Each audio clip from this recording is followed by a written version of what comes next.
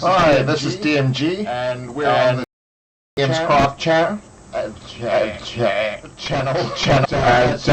you, Scotty is here with us, and AJ, and today joining is Nelson from Infinite.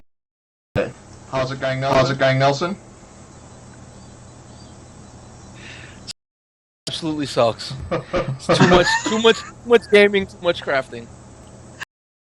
There's no such thing as too much crafting. How are you today, Scotty? Doing great. Excellent. And AJ, you trying out the future for us? Yep. There's a horrible beard-eating virus going around, so protect yourself. Oh no! I hope it's not a digital virus. Alright. If there are any audio problems, please comment immediately. I've been testing out a whole bunch of different scenarios, and I'm now listening to myself being delayed, so I'm a bit confused, but I'll get used to it. Today's topic is materials. So I thought we would talk first with Nelson, who tried quite a few different paste techniques on his cardboard tile, and just want to walk us through what sort of material you were using there and application and that sort of thing. Well, the videos I made about the paste techniques were just an experiment and a sort of way to that they don't have to limit themselves to any one person's formula. The formula is basically PVA. I mean, that's of it. You can use something as a thickening agent with the PVA. That could be anything from talcum soda. Cornstarch works really well. You get a nice smooth texture. Cornstarch. But you can also add in some sand, for a very granular texture.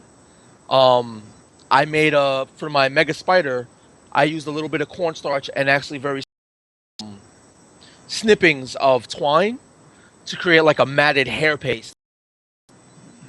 And you could also any paint, use some flocking and just mix and make flocking paste, so you don't have to worry about sealing the flocking.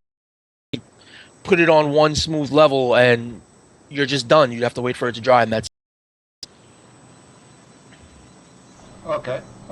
Scotty, put some headphones. Put on some headphones. Yeah, apparently the echoes come back. Oh, it's coming from me. Yep.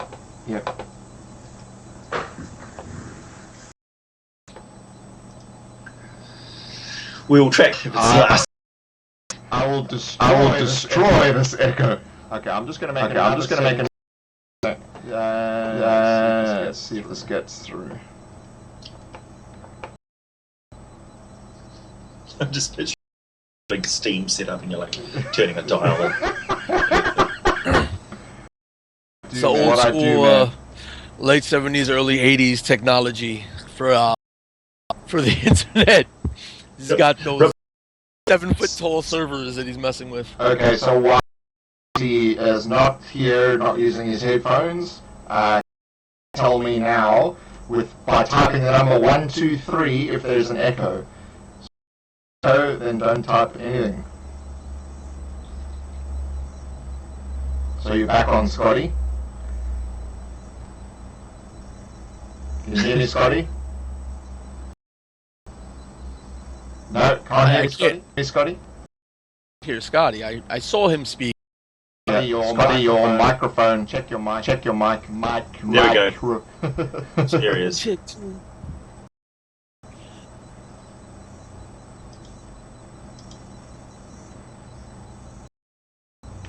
No. Can't hear him. I assume you can all hear me. Yeah.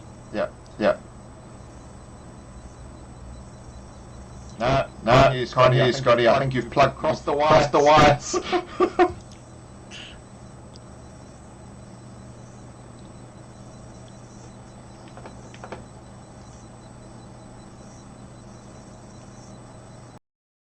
Okay. So it seems like the echo may have actually gone now. But the problem is we don't have Scotty anymore. Welcome to the world of live. So I think you need your Skype audio settings and switch from your headphone microphone to your camera. You might have ticked the mute button or something. Let's see if. There we go. There we go. Oh, okay, good. I Okay. can hear you now. Okay, good.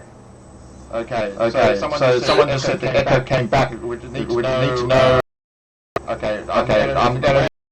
At the moment that Scotty came on, is the echo still here now? Type 456 if the echo is still now while I'm talking. And then we'll now continue. A lot of people use foam core instead of cardboard. Obviously, doing that already on his channel. Cost and then so if you just want to walk us through how what it's like using foam core. Me? Yeah. Oh, sorry. Yeah. It's pretty easy to use. One thing you got to be careful with foam core though is you sharp knife. Make sure your blade is sharp. If you have the box cutter that has the multiple in one blade and you can snip them off, make sure if you start to get any kind of drag or any kind of problem when you're cutting the foam core, you need to get a sharp blade because it'll tear it up. Cardboard's much more forgiving. There you go.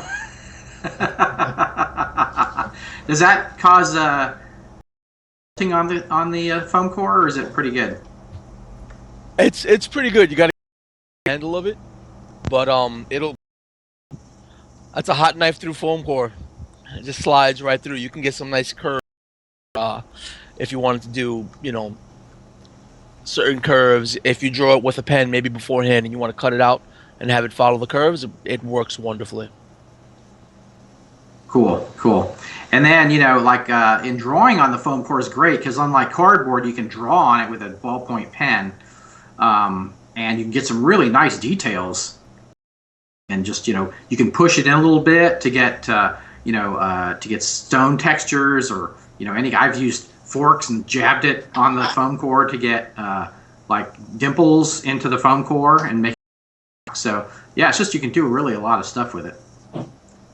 Have you used your paste on the foam core? Now that I haven't tried. Yeah, I use paste on something else in the foam core because the foam core is so versatile. Mm-hmm. To get like rock stuff. One of the things I do with foam core to get rocky texture is just take out some spray paint. With spray paint. I was trying to find I made a tool where all I did was took a toothbrush and I cut the head off and put some epoxy putty, and I use that to jab in texture as well on the foam core to give a stony texture. Nice. It doesn't require the paste. If you're going to use the paste, you're better off using either cardboard or Right, that's true. Because you could actually kind of draw the texture into the paste, like the stone texture into the paste with some kind of tool easily before it dries. It takes getting used to like the drying times to carve into it because the paste on the outside it usually dries a lot faster, and then it's almost like I think when you did I think it was mastic you were working with the caulk. When you did your I forget what they were called, but that room with the fleshy bits and the arms popping out. Yeah. How it dried as a skin first. It doesn't take as long as mastic, but it does act sort of that way. Okay, interesting. So like one of the older Trents that I did, the first Trent that I did was with texture paste. So all the grains were actually texture paste. The outer part dried as a skin, and I just took a tool or a flat driver and just ran it up and down, and just kept on doing it until the whole thing was dry. I thoroughly recommend people getting some like good metal sculpting tools. You can pick them up at most art schools and stores. Use them for all sorts of different things. I had a flatmate who was punching holes in leather the other day. As a matter of interest, how much does foam core cost in New Zealand? We pay about $10 per square meter. Yeah, way too much. Yeah. Like you guys over in this have got it easy in that regard. I've got it easy on glue sticks and things like that, and hot glue gun sticks and my papercraft glue sticks. I get them dirt cheap, like $1 for a whole heap of them. Whereas foam core, on the other hand, is really expensive because it's a thing that gets damaged in shipping, so they don't bother bringing it over. Right. However, I could probably get like builders. Insulation foam and stuff, but we use a lot of fiberglass insulation stuff here, so it's not so suitable. Insulation foam is enormously expensive here. Yeah. We don't use it. We don't have the same house construction techniques and things. It's somewhat different. My echo is still occurring, so I'm just going to stay silent the rest of the you three talk, and I'll cut myself off. That's weird. But yeah, we were talking about the sculpting tools. Dental tools are great for sculpting tools. You can find those at flea markets. They have a lot of that kind of stuff at flea markets. Usually you can get a pretty decent set of sculpting tools for $15, $15 or $20 online easily. If you can't, you could always use, I've actually sculpting tools. Oh yeah. Mechanical pencil and a pen. And not just foam core. Toothpicks, yeah. I use crochet hooks actually as sculpting tools. Yeah. They work really well because they have that little curved hook at the end, so you can get you can do a lot of nice smoothing with it and stuff. So those, yeah. The sword from this metal miniature, I also use that as a crafting tool occasionally. And you've seen in my videos, I've used butter knives as cutting into the foam core and all that kind of stuff. So yeah. Crafting tool. It's a resource ways. Mm-hmm. Oh yeah. And some of us with their tools, like I showed, I've got I've got that thing for foam or even insulation foam. They have wood burning tools. Oh, true. That yes. You can get with the interchangeable tips and the various tips, and you can get a few different effects with those too. Yeah. Fumes though. Yeah. Don't breathe too much into the fumes. I know. Yeah. But I mean, it's you can go as crazy as that and get heat tools, or just stick with go to the hardware store, get a flathead, some Allen wrenches, a tool set you could play with. Right, true. You can even get some epoxy if you don't have the tools. Hardware store, some plumbers. It's called. Oh yeah. There you go, and you could just form whatever heads of the tools you need, and you'll be good. Yeah, I use two-part the knead together putty that most people call green stuff or grey stuff. I've got some of that here. That's the grey stuff there. Just comes in 2 little tubes, and you can use the tubes for crafting afterwards. They're quite cool. I use lots of different types of packing foam. So this is more cohesive, and you get a really nice straight cut with that. Then you stuff, which is you can make nice wood and stone textures with that by snapping it off. And then there's the really fine stuff that I get from scientific instrument cases, which you can do impressions and stuff into. So I'm going to be doing a lot of sci-fi type things with that soon. Cool. It's my latest project. And of course, oh man, can we get a mention for all of the people receiving their Bones Miniatures packages? Oh wow. Yeah. Mine is being tracked by UPS. Oh, is it? Half a second. What wave are you? I'm international. Out a little bit earlier. That's right, because they did 2 waves and then they did the international. Right. Yeah. They had some sort of a snarl up, so they sent all their international stuff first, which I was just like, that's so awesome. And I think they've gone through. They're on wave 5, or they've packaged pretty much everything now, and it's all being sent off. I saw that one person who lives locally went and picked his up personally, and then he posted online what he had got, and it looks absolutely amazing. Yeah, it's a ton of stuff. Yeah, my box is 10 pounds, 10 and a bit pounds getting sent over. Wow. Yeah, I missed the first one. I'm like, I'm not missing the second one. Yeah, I posted on the forums and stuff that I'm getting. I've got the core set, the expansion, all of the demons and devils, giants, lots of dungeon terrain. Yeah, that's about it. Yeah, I'm kicking myself because I didn't get expansion 2, and it's got like a ton of shipping containers and things. I did get that one. Yeah, I did get that. Yeah. Angels, I think, in it. Yeah. Yeah. Stuff that's really good.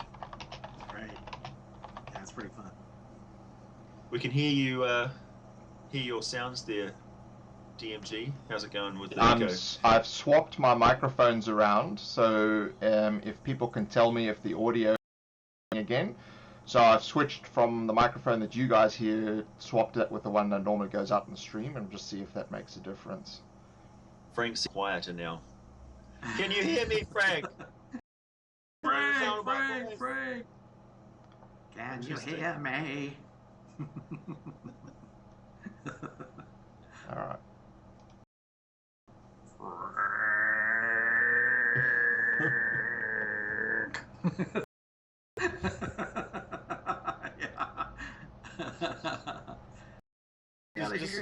So there's no echo according to Frank. No echo. No echo. Okay. Yay! Is my audio synchronized with my mouse for a long delay? I can't tell. I can't see you. So right, we can't see you. So everyone says echo's gone. Obviously there's a delay when you're actually seeing this video to when we're actually about a minute, maybe 30 seconds ahead. So hopefully you can actually hear us all. If you can hear us, please type, yes, we can hear you. Frank, you can send me your snow. Can you hear us? I don't like being quiet. I'm not a quiet person. I know, it's so weird. It's like Bizarro Tavern. That's right. Frank, this is as close as I get to snow around here.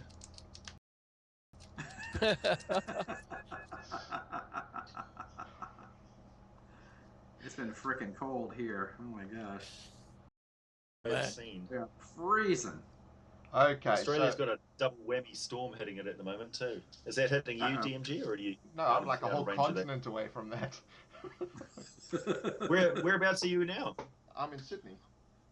Oh, Sydney. Okay. Yeah. I was in Cairns 2 weeks ago. My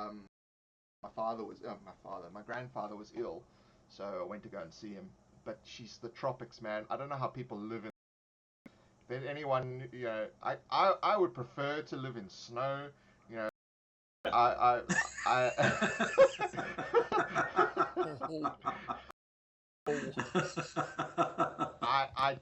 did live in snow for a little bit, and to me it was like the best thing ever. I mean, my complexion, and I don't like it at all. I'm like, I live in a cave.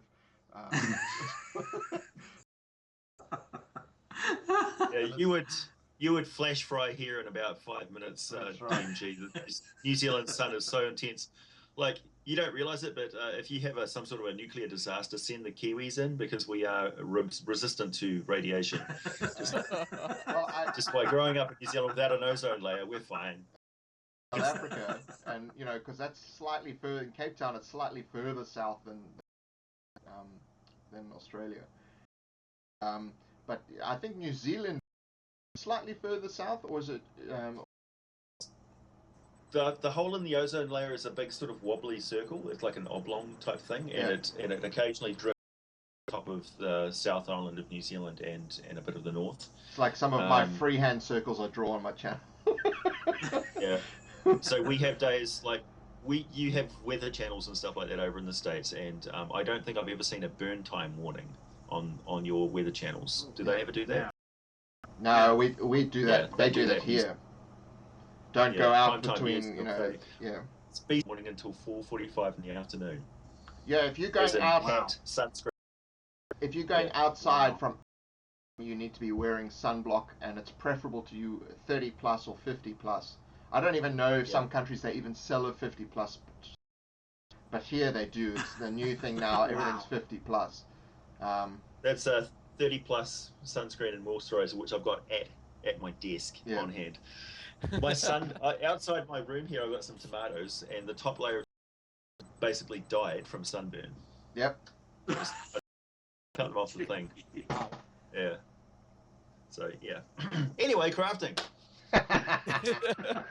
I was able to finally speak without any echo, so I had to talk about something. That's AJ's heat tool. AJ's heat tool for crafting is a magnifying glass. Just put it out the window. Well, one of the reasons why I started my channel, and I stick with things like cardboard, because I grew up in the third world. I know how some things you just cannot get. So that's why I've tried to stick to very basic materials that you pretty much anywhere.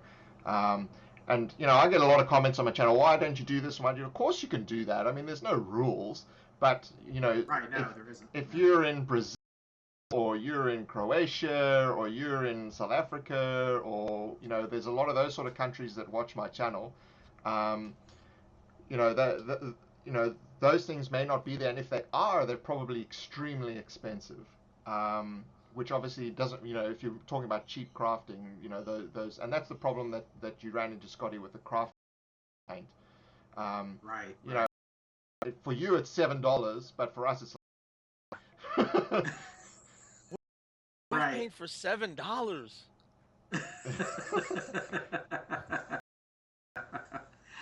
Yeah, I can get that texture paint for $7 a bottle. No, to me, they $20 for. I'm like, fuck it, I'll make it. Yeah, we just make our own stuff. Mostly just. Yeah, I didn't realize that initially until people around the world were saying, "Hey, this." Someone from Germany was like, "Oh, $1 a bottle." I'm like, "What?" So yeah. Yeah. So yeah, that is an issue. But like you said, what you or like DMG said, you can always stuff. It's not like this stuff is not in stone. That's like you can use cardboard. You can use, and so many people on the forum, Facebook group have like done their own tape, their own materials. Made whole dungeon decor, that kind of things. I need to find a use for cat fur. I've got large quantities of cat fur. Thatch roofs. Yeah. Thatch roofs. I'm thinking maybe I'm thinking I can do like a purple worm, but a hairy one. Could be like a polar worm or something. One of those hairy caterpillars. Fur rope bears. Yeah. Hay bales. A furry carrion crawler would be hilarious. That's a big fluffy caterpillar. Tribbles. Like make a whole bunch of giant. So I thought there was supposed to be fire beetles at level 1. No, they're fur beetles. That's right. That my daughter did that once for me. I'm a big Trekkie, and she made like 2 dozen and put them up in a cabinet. And it was my birthday, and they were having a Star Trek birthday for me, and asked me to open the cabinet or something, and all these tribbles came pouring out. Nice. I was like, oh. She made me like a cake that had a planet on it, and that had like a little wire that the Enterprise was on. It could go around, it could orbit the planet. And she's a chef, so she's a pastry chef. So yeah, she can make some cool stuff. So, oh, you know what? This is totally we're getting off track, but anyways, we're already off track. So we're not railroading this. I had a story I wanted to tell everybody. I thought this was funny. A lot of you know I work at PBS. I work in Dayton at Dayton PBS. It's called Think TV, and I stuff there at the station. We have a green screen there. I'll use that, and I've used the conference rooms and stuff to do some of my stuff. So, anyways, the program director came in. Was it last week? And was like, yeah, I wanted to talk to you about something, and I don't know, some issue on air. So I thought that's what. And it wasn't that. It was like, no, I think you know what I want to talk about. It's something with you doing videos. I was like, oh, you've seen my video. Like, and he's not a D&D-er, he's not an RPGer, he's not a crafter. He's like, yeah, it's like, my son-in-law who lives in Texas said, oh, there's somebody that does these crafting videos, and it's like the small world thing. Like, he started showing him my videos. He's like, oh my God, it's like, I work with this guy. So it was just kind of weird. I was just that, you know, his son-in-law who lives in Texas, you know, states and states away from Ohio, you know, was a fan of mine, and it started showing him the videos, and he's like, oh, I work with that guy. And he had no idea, you know. He's like, yeah, your videos are really cool, and I was just really impressed. And so I just thought that was funny. When I Discovery Show special with Scotty doing some videos on on Orange County Choppers. DM Scotty will be asking him to do a themed motorbike. Cardboard. Yeah. It's like the problem is no one will watch the. There's not enough people that do this stuff. You know, it's like for a local station. I don't know. You know, I don't know. I actually produce some channels for, and like oftentimes, oh, you know, what other channels do you do? So I show them those channels. If you want to see my own, it's called the Dungeon Master G, and they're like, sorry? Because it's like, you do what now? It's like crafting channels, like, so they think I'm making like leather straps and chains. Right. Yeah, it's like you try to explain it, and it's like, what? It's like, why on earth would you do these things? Yeah, what is that? What?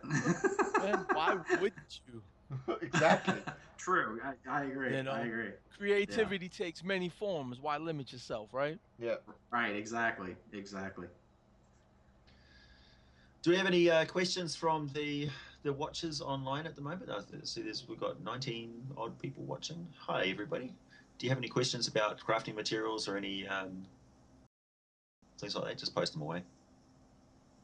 Frank B. I'm not gonna say that. I'm not gonna say that, Frank. Yeah. It's 50 Shades of Ranger, I think.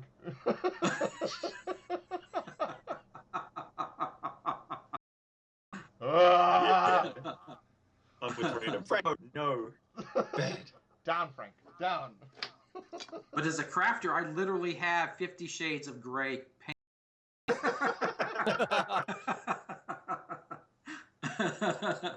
It's latex like, paint. 50 Shades of Grey. Oh yeah, here I got this and I got this. Yeah, I noticed one thing actually on the subject of grey paint. I'm doing a lot of sci-fi stuff lately, and I've noticed that I do dungeon tiles and things in grey for sci-fi. Do they think everything's going to be made out of metal in the future? Because if you look at like the spaceships that we're actually building right now, they're all white and plastic and stuff. There's no, there's no girders and stuff. That's just the default. No open catwalks. That's the easy default everybody goes to. You know, it's the one. Like I've made like the stuff that the hero stuff that you have on your wall back there. You know, he also defaults into making things gray with the graded catwalks. It's the old fashioned go-to. You know, high tech stuff. The funner things are like the high space age polymers, and those could be any color. Like you can create a psychedelic futuristic dungeon. You know, but I think maybe some pastels, pastel colors will look really nice in a futuristic dungeon. But I default to gray a lot. Matter of fact, hold on. Apparent. Or it could be Star Trek: The Next Generation, the beige bridge. I can't even say it. That horrible 80s got- like cream and pink. Yeah. I've used brown. Oh, You know, wow. See the metal walkway here, and then the other grading here. It's just brown. I painted it with I watered down black with some alcohol, so that it sits in the cracks, and I could almost make it look like a sketch. And then I just painted water. So you That's all it you is. basically basted it and then put alcohol over the top, or you alcoholed it first and then painted it? The base coat was it's made of plaster. This is made of plaster.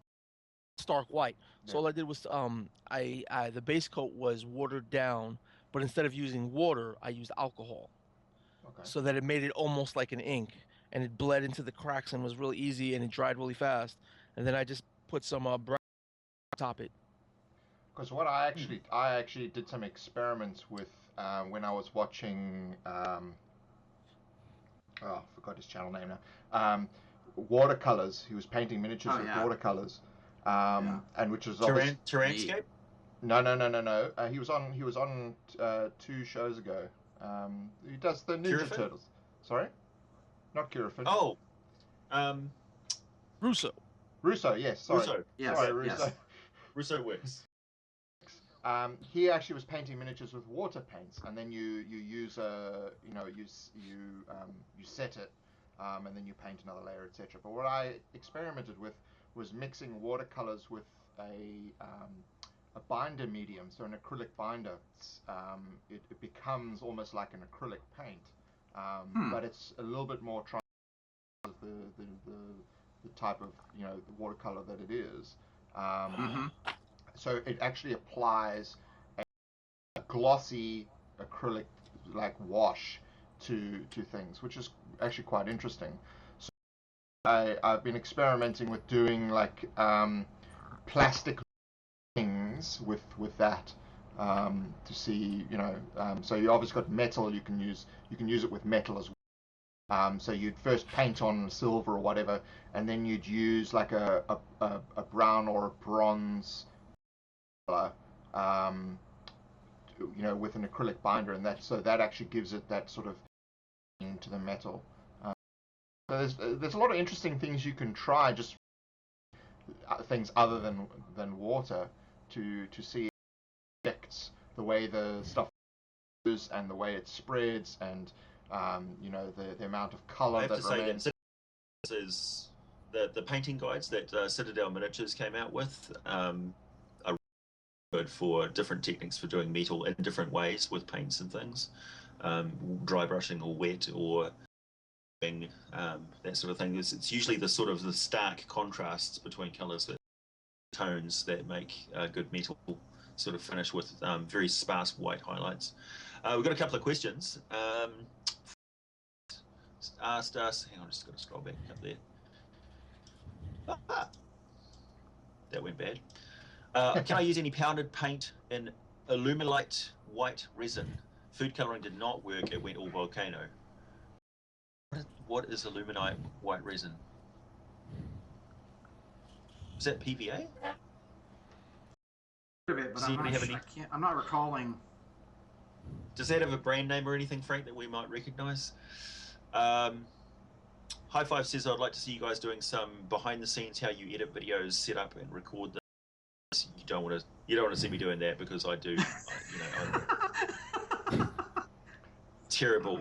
Terrible. Actually, I should do something like that, because I am very much entry level.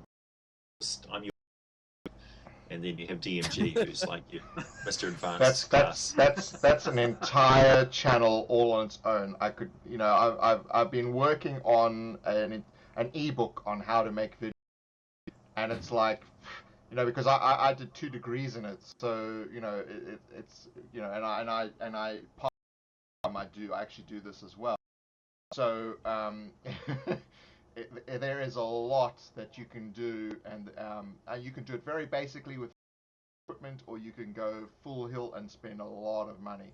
But lots and lot of tricks and tips and everything. And the only way you really learn it is by doing it, and the really learn editing is by watching well edited stuff and noticing where are, how they've story, how they've structured the narrative, those sort of things. That's why when you see my videos, there's like 5,000 behind me.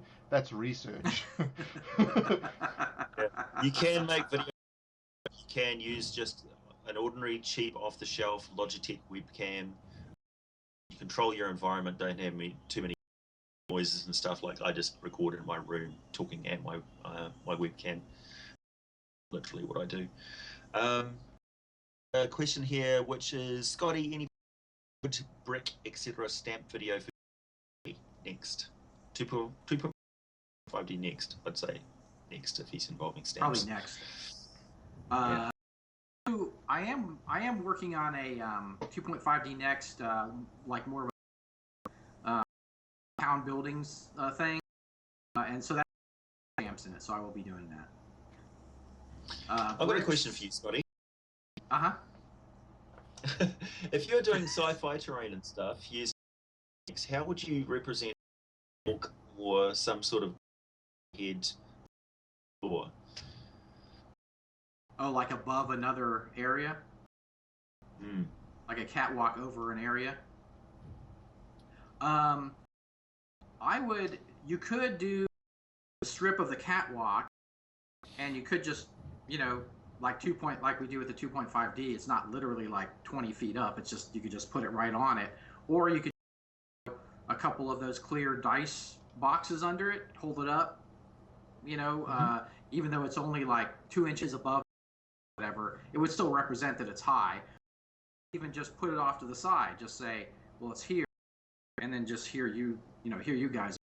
If you want to do anything, you can, but I generally try to keep away from that, because I think you can really represent that stuff without whole 3D, this giant whole 3D thing, because you can run into storage. I used to do war games terrain, and storage is a legitimate issue. Of like, that's why 2.5D is great, because the storage is like so easy to do. So, it's just think of it like in the 2.5D terms. Like, it's not literally 50 feet in the air or 20 feet, but it's actually sitting right on top of the thing. But it's like you can just say that's what I do. That's what I do in my games. Did you see my tunnels and chutes video? Where basically it's like I just did a little bridge from one tile to another. So rather than it being like high beneath the tile or anything like that, there's just basically a cardboard bridge between the two that's just got texture on it, and that represents either a tunnel under. So that's what I did. I can't remember which video number it is, but that's the one with my who's in the title. Oh yeah, I remember that one. Yeah. But yeah, that's what's so 5D is you can represent that stuff without having 3D setup. Yeah. I mean 3D if you have the room for it. Yeah, it's the polystyrene foam stuff for making Tavern and stuff, and I just throw it in a box. I'm not too worried about it. It's too cheap, so there's a box full of stuff. I just want 2.5D next. I can just move those bits around, so I don't need to make a huge. I just want to click the like button on Christian Clinch's storage is a wife issue.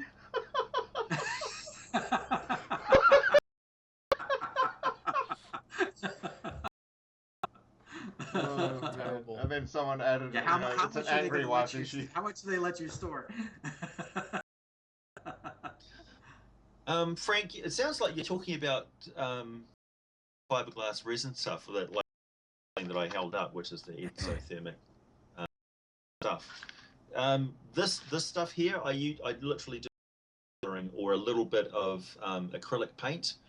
Acrylic paint mixes with this neutrally, so it doesn't react with it at all. Tiny bit of it to tone and color the entire thing. Like if you wanted it to still be transparent, you would literally just dip your toothpick in it and then dip it in the paint, and it would with your painters. Right. Yeah. So maybe it's reacting to food coloring because it's something in the food coloring itself. It's not necessarily the araldite, the two-part. Right. stuff that you're using. The resin itself is quite neutral. But just like experimenting is great. Like Nelson said, experiment with stuff, and you'll find you'll have some failures. I had my own failures, but yeah, you'll find cool stuff. It's like, oh, this is so neat. I think I've done like 10 or 12 videos on how to do something alone. Yep. Just different ways to play around with it. There's so many ways, and I know that there's plenty more I've never even seen. That's why I only did 2 versions, and that's it. I thought, no, I'll go down. I can't help it. I'm a victim of that saying that anything worth doing is overdoing. Yep. So yeah, it's not just 2D, 2.5, 2.5 next, full 3D, and then mash them up together. You can totally mix them. Yeah. Oh yeah, totally. Yeah. Like one idea that I was having was mixing, like incorporating a custom DM screen as almost a scene backdrop, and that'll be your full 3D, and then have it open up to a 2.5D game. Like. That would be like a like a front on like a Hollywood front. Yeah, here's this big facade, I guess, and then you can remove that, and then you can see everything. So you didn't have to build the whole temple or whatever. You just built the front of it. So as a backdrop, like imagine your DM screen. You have a custom DM screen. That's what I'm experimenting with now. And then have a almost 2.5 dimensional forest, like an embossed forest screen, and that's the backdrop to the forest game that day. That's a great idea. That is to have a picture of like the 3-dimensional thing of a picture, and then have your 2.5D or whatever you have, trees and stuff in the foreground. So I mean that's a great idea. Anything you can add for ambient. You can add use your tablet sometimes to do stuff like that. If you've got a swirling hole portal or something, you can put your tablet behind it with a swirling image, stuff like that. Or you could have, this is what you see, and you hold the tablet up. Yeah, I'm totally with people using tablets and stuff as game mates, because it's such a generic tool you can use for everything, dice rolling and all sorts of stuff. But I can imagine being stuck in a bus playing a role-playing game on a tablet, or using Roll20 or something. Well, the DVD for Under the Tavern will have a player, so you can actually sit down the players in front of your big screen TV and click to the next area, and it gives the description of the area, and they can see the tile, and then you play. And if they move to the next area, you click it, goes to the next description, but it doesn't give all the DM information. So that's cool. It's basically the same as you've seen, in the demo of the first level without, so you can see that, but that's the DM version. The version without all the, if they do a skill check and blah blah blah, takes all that out and just a straight description. So it's like an old school, like one of those really really old school DOS. Absolutely. If any of you guys know what the hell DOS is, old school DOS RPG. I think there are people watching this channel that weren't even born when DOS was around. I know. Yeah. Although ironically, it's underneath the operating software you're using right now. Random says that during his making of the war banners, Scotty, he had some issues with the glue combination with the paper not being strong enough, and the paper keeps tearing. Have you got any suggestions on how to fix that? The glue will help reinforce it a little bit, but it's not going to make it super super strong. I guess my recommendation is just when you store it, put it in something that it won't get crushed or, Could you use a combination of maybe fabric and glue? Would that work? That would probably be stronger, right? The problem is painting on the fabric can be difficult because it has texture to it. So and it's easier to draw on the paper, so. But yeah, it will be kind of fragile. Yes. Mm. Really, PVA is amazing for making things really hard and solidifying stuff. Like I've watched some of your stuff, and I was like, oh god. And then I started and watching some of terrain tutors stuff on PVA, and it's basically a freaking plastic, like, it's like a really thin layer of plastic. So, as long as you soak anything in PVA, it becomes hard as hell. Well, but it's got to, it's got to be like fully immersed and soaked in and have it in every fiber of its being. It is a plastic. I think isn't it stand for acrylic? I think it is actually plastic. It's polyvinyl acetate, polyvinyl acrylic. That's what PVA glue is. Yeah. Back in the old in arbor, the stuff that you see ancient Greeks wearing, the carapace, that was basically that of stuff glued together with kind of like PVA type stuff, and that could stop arrows in its tracks. So it's strong. I was talking about PCs made of apples on the chat. I was just thinking you could use little chocolate bars as monsters, so when you kill them, you eat them. So whoever gets to eat the chocolate. If you really wanted to go that far, they've got like some food safe molding materials. Yeah. Mold a PC. Create a 2-part mold of your PCs and monsters. Oh, you hacked his arm off. And make your 2.5D next out of cookies and crackers. That's right. There you go.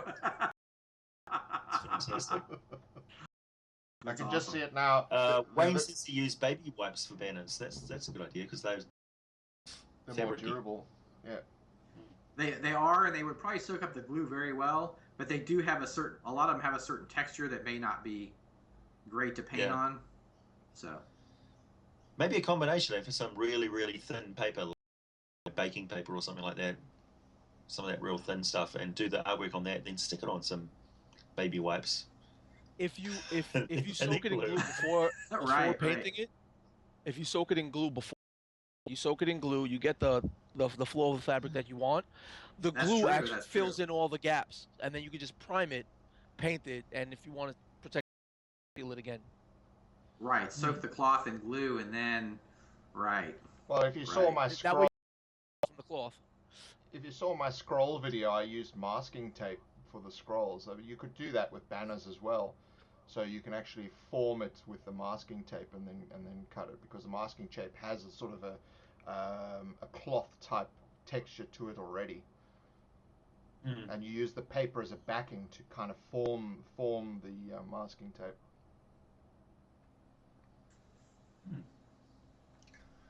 Dry sheets were good. They look What's a dryer construction paper? Oh, dryer sheet where you put it with your clothes. Of course, your flag will smell flowery. That seems to be something we don't have over in the southern hemisphere. No, it's. Although we're first world, we're not that first world. That's not a problem. They're totally chemicals. They're bad for you. I don't even. They're soaked with bad chemicals. So I have no problem with bad chemicals. It's the goody two shoes chemicals that I'll just get some body spray and then go. Dry it. I just throw in a can of deodorant. If it explodes, meh.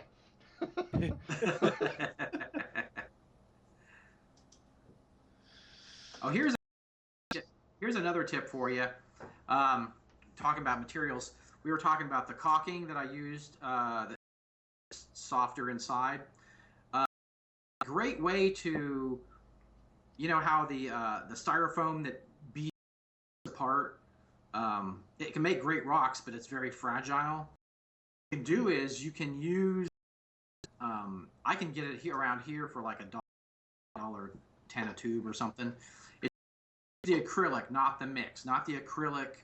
What is it? The rubber. Shoot, what am I thinking of? You make molds out. Yeah, I know. Why would latex? Yeah. Don't get the acrylic. Well, the acrylic mix. Get just the acrylic caulk, the standard acrylic caulk. And if you mix it, if you get a jar or something, and mix it with a little bit of water until you can paint it on, It works. It gives you like a really nice shell on the styrofoam. Nice because it doesn't. It's a little bit flexible, and the styrofoam can be kind of, so if you put something hard on the styrofoam, if you hit it, you bump it or something, it could crack off. The shell could crack off. But if you use the caulking, the acrylic caulking, it's a little bit flexible and it won't come off. And it sticks great to that styrofoam. You can also put sand in it and get like a sandy texture. I use that on a lot of my styrofoam pieces that I do. I put that on, and that's a cheap way. That's a super cheap skin you can put on there. What about something? There's something that people that they do haunts, in the October season, Halloween and stuff. They have a technique that they call using monster mud, which is they either use stucco, wood filler, or something like that. Trap a gorgon. And they mix. They just mix it up with some sand and some paint, and they paint a lot of their stone textures with that. That can be good, except it can be brittle. It can break off. Like the styrofoam, if you hit it or bump it by mistake on the table, I've seen it crack off. Like the shells crack off of that stuff.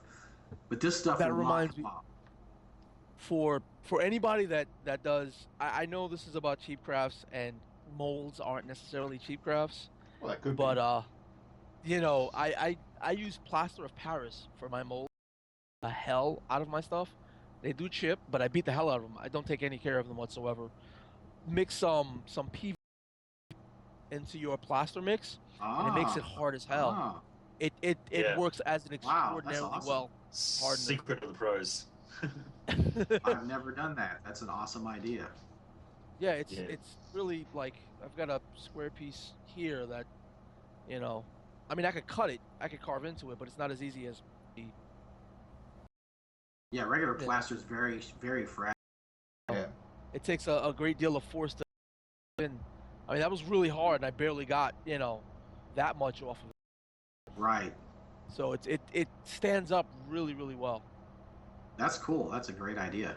I could drop it from about waist high on a concrete floor and it won't crack. and it's the core is plaster of Paris of all things. Right. Some people wonder why I use the construction sand as opposed to like kitty litter or something like that.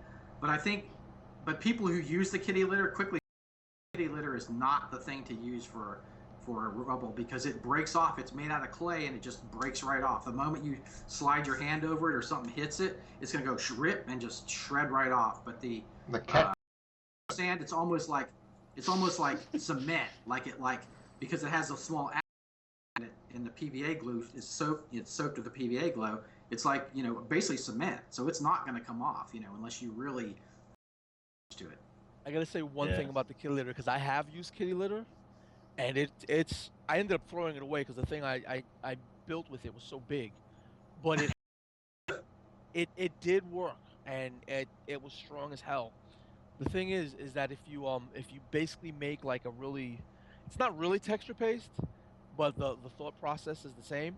Let the kitty litter soak in the PVA in a sealed container, and then you paint. I think that's the problem. On. People just sprinkle it on.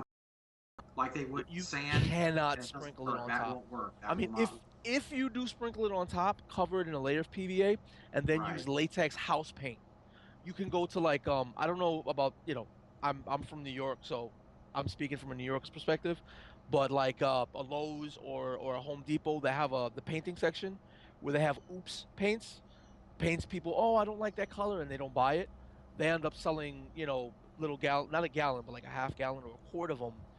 For like $2-3, and just use that as a base coat and a sealer.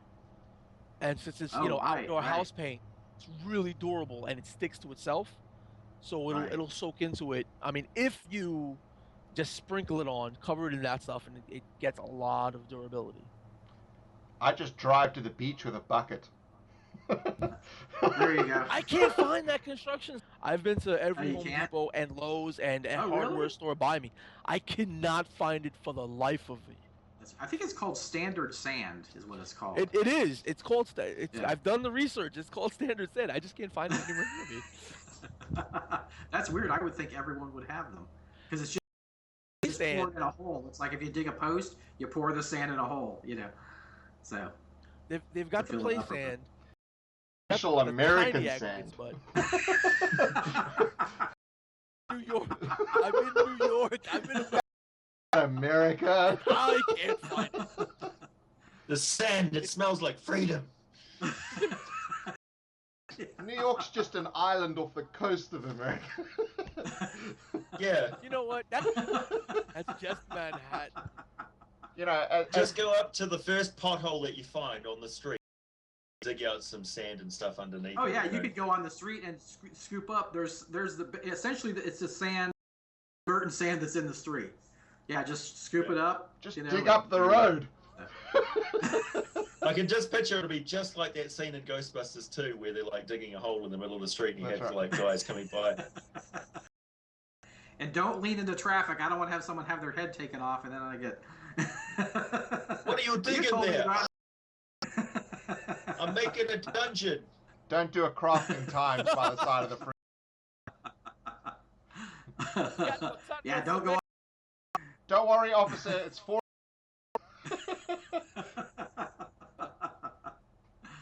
Yeah. So. Somebody mentioned that are any of us up for making like tiny skeletons? I do know a technique that I used for making actual pixies, which is where I got a piece of plaster and I scratched into it with a needle. I pushed green stuff into it, I waited for it to set and then pulled it out, and then I cut the little impression figurine out of it. But that was tricky, and I don't know how you go with making rib cages and things like that. I suppose you could make all the components and then stick together, but you can make some very, very fine stuff like that. That's mini magic, which I always say it's starting soon. I'm about 7 videos into that at the moment. I'm busy editing them. So great. But that, cool. My channel is about 80 videos in, so I'm having to buy more and more hard drives now to store all the content. Yeah. My thing is, it's like I'd just rather buy them than make them because it's just. I mean, you can get a box for $15 online. I understand some people may plus not have $40 shipping. Well, okay, and you have a whole box of these guys, and I bought a box I think Gen Con 2 years ago, and I've still got 2/3. I put them on everything, so it's like, yeah. There you go. No, you can find some kind of little skeletons, somewhere in parts, or, it's more work making them, I think, than it is just finding a cheap one and buying it, So, yeah, I just made the pixies because I couldn't find them anywhere, so I just made my own. Yeah. I'm making the miniatures for creating other miniatures. Right, exactly. But I've got 2 different methods for doing the armor. Depends on whether you actually want to be able to pose the minis, which the one method will do, and the other one is just static. So that's what I've been working on, is actual posable miniatures. So this guy on his sword raised in the air. That you can't do with a mini. You break it off and $20. Right, that's pretty sweet. Yeah, that is pretty awesome. Yeah. So that is coming at some point.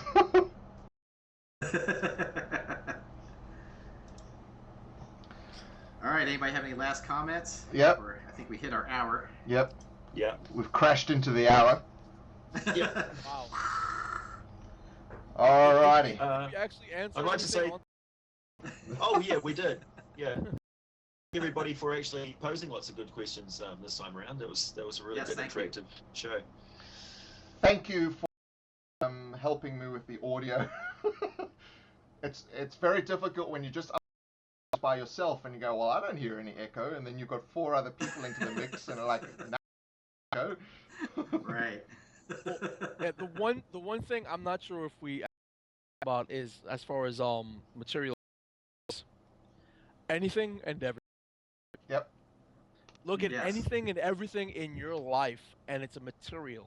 Like this thing for one of my videos, the giant slug. It's speaking of kitty litter. Oh, I love that guy. That's what this is. If you can hear me scraping it with my nail, kitty litter. for the texture paste. That's kitty litter. Gotcha. And then this thing over these little wow, it's either too much light or not enough. Oh, that was good. But yeah, these things over here, just rice, grains of rice. You know, you can do so much. I love that. I love that guy. You know, I made a stage for Edge of the Empire. So you know how they have the Twi'lek dancers or whatever? I made a stage. So this is my stage, right? This is made of plaster, but if you look at this design here, that's cut from a Martha Stewart papercraft die cutter. Okay, anything and everything.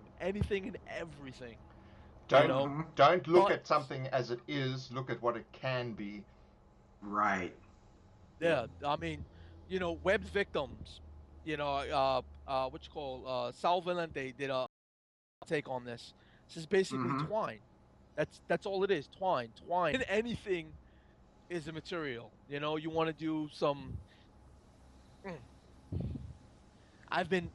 We had an old Christmas tree, an old fake Christmas tree.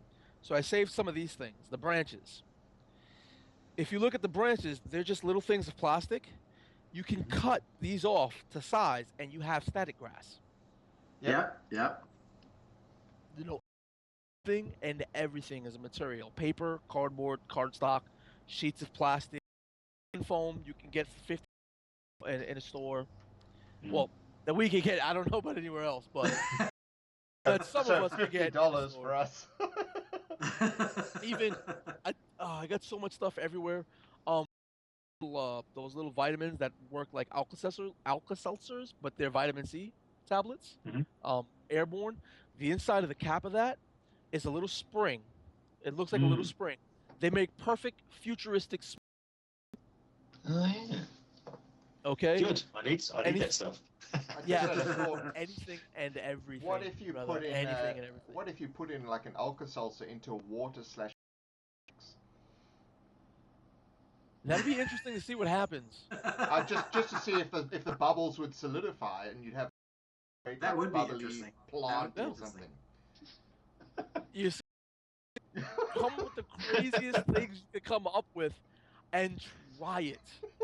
That's it. Yeah. No, will it work? Won't it work? Screw it. Try it. That's why if it comes out bad, I'll go to the shop. Yeah, you know, this anything and everything. Try it, and if you're not using it, like throw it away. And we video it. And upload it to you.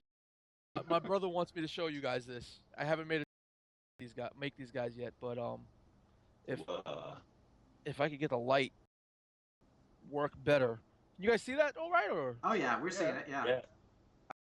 A handful of earth elementals, and these are actual pebbles and sand. Love the posing. You know, yeah, it's pipe cleaners. Pipe cleaners. Nice. That's nice. the Okay, look, I've shown enough of them already. You know, I got another one. Nice. The leaves on these leaves, you'll see them in like some Scotty stuff. He gets them from you get them from the fish tank, right? Yeah. I've got a whole sheet. It's like a $14 sheet. I got it for half off. It's a whole entire bed of those things, and I just clipped off the individual leaves, and you know, anything and everything, man. Oh yeah. Tinfoil, you know, don't limit to yourself. I'm making the entire tree out of tinfoil as a base, and then wrap it in PVA soaked. What is it called? Paper towels. And this one's not even done. It's hard as It's hard as you know. If you've got a sand-based AstroTurf anywhere near you, can go down with some hair clippers and just shave the AstroTurf. I mean, we here at the DM's Craft channel do not advocate going down to your mini putt place and destroying it. Yeah, we're not advocating it. Don't jump out of your car while your kids are filming you. Climb onto the freeway to get cardboard. One more thing, I don't know if everybody else does this, but when you're working with your PVA, but I love just peeling the PVA off my fingers in between layers of stuff. And when you're working with PVA, and you know how you tend to up, you can save those as eggs, and they'll dry really hard. save them as eggs, and you can start making egg piles for whatever creatures you want to throw at your players. Awesome. You know, if you're using plastic, whenever I have, green or blue stuff, green stuff left over, I always make it into a little tooth or a claw or something and put it into a bowl. Because those little offcuts, you end up needing heaps of those for jaws and teeth and jagged bits. True. Kevin, the record number of viewers was 32. This episode, I think, got to 26 at one point. But obviously, the show does have more views after the channel has... Sorry, I'm responding to a question. It does have a lot more views after it's been live. But obviously, with live, you can ask us away. So, the Tavern is every third Friday month. So, I'll have to find out what date that is next time. So it is March 30th. So the next Crafters Tavern is, it'll be on my channel, the DM. Thank you very much, gentlemen.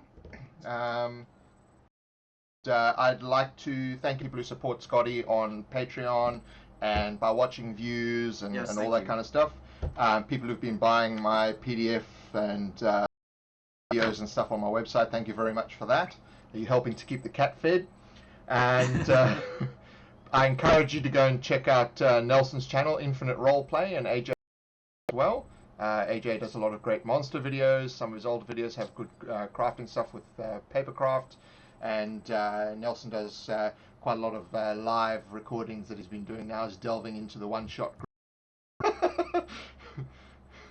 far too much, but yeah, I do a little bit of everything on my channel. Yeah. Live plays, games I play, games I run, crafting, and I've also been doing character and scene introductions, yep, commentaries, and 3D art as well. I'd like to see some of your digital art as well. I think you did one, maybe two. It'd be great to see some more if you could put some of that. Yeah. Alrighty. Well, thank you very much for joining us. If you are not joining us live, thank you for watching. And I'd just like to say,